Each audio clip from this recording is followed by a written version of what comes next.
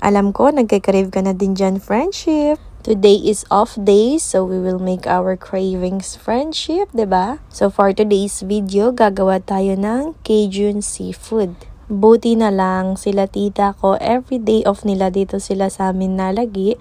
Nagdadala sila ng ayuda galing sa kanilang work. Ang main character today ay lobster friendship dahil 'di ba napakamahal naman talaga niyan at saan tayo kukuha ng pambili niyan? Sa buong buhay ko, pangalawang beses ko palang makakatikim ng lobster na to. Sa abroad mo lang talaga matitikman lahat ng cravings mo. So paano nga naman namin to ginawa? Unang-una, binoiled namin ang lobster sa may Sprite.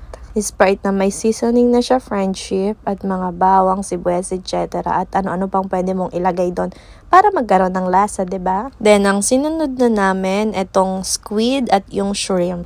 3 person lang naman ang kakain for tonight, pero grabe. Yung niluto namin parang pang isang pamilya talaga siya, friendship. Alam mo kung bakit natin siya sa Sprite pinakuluan? Para mas malasa siya at matamis-tamis. Nga pala, friendship, kailangan hindi mo siya papakuluan ng matagal kasi magiging makunat siya at yung skin ng shrimp na yan didikit sa may laman niya. O diba? Tapos na ang lahat. So ngayon, hanguin na natin siya, friend. Kasi 3 minutes lang natin yan dapat pakuluan. Then, luto na siya. Charan! And of course, the one and only chef for tonight, Saima Inok BI. Diba, nakikipag-away pa yun siya sa tita niya kung anong dapat niyang sasabihin or gagawin. So, tapos na natin siya lahat pakuluan, friendship. Ire-ready na natin ngayon yung Cajun sauce. Unang-una, friendship, kailangan natin mag-melt ng butter. Yes, the more you can para mas masarap. Ang next step natin, friendship, ihuhulog na natin yung pinaghalo nating bawang, onion, at red chili. I-mix lang natin yan, friendship, hanggang sa maging golden brown siya. 'Di ba? Pag naging golden brown na siya, friendship, pwede mo nang ilagay yung soya sauce. So actually, wala tayong measurement dyan. Tansya-tansya lang. I-mix-mix mo lang yan, friendship. Basta tansyahin mo lang, ikaw naman makakapag-ano yan sa lasa niya, 'di ba? Then after, nilagyan ko siya ng oyster sauce.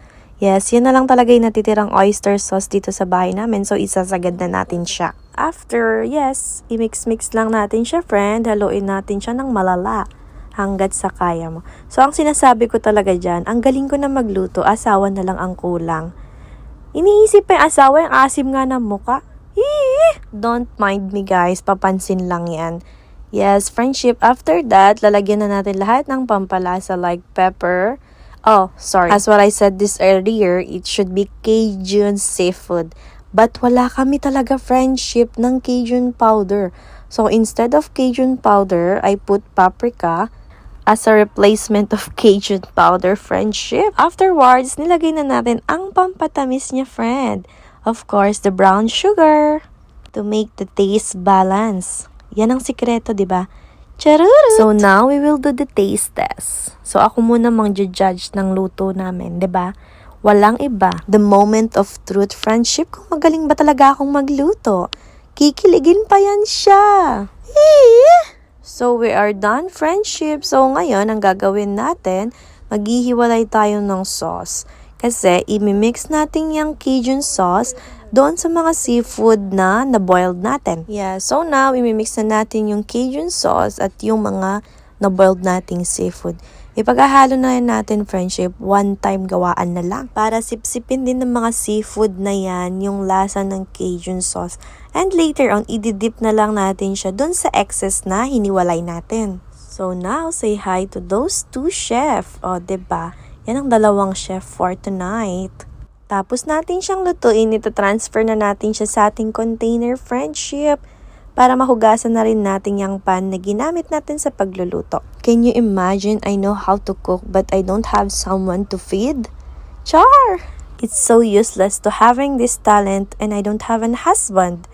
Ay! So husband, mahal, my love, nasan ka na ba? Ang tagal mo naman kasi talaga. Joke lang, friendship. Siyempre, biro-biro lang. Masyado pa tayong bata para mag-asawa. Kaya tayo na pangiiwanan.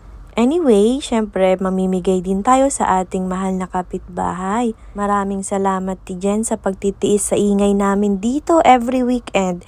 So, bibigyan muna kita ng kapalit, ha? The dinner is ready!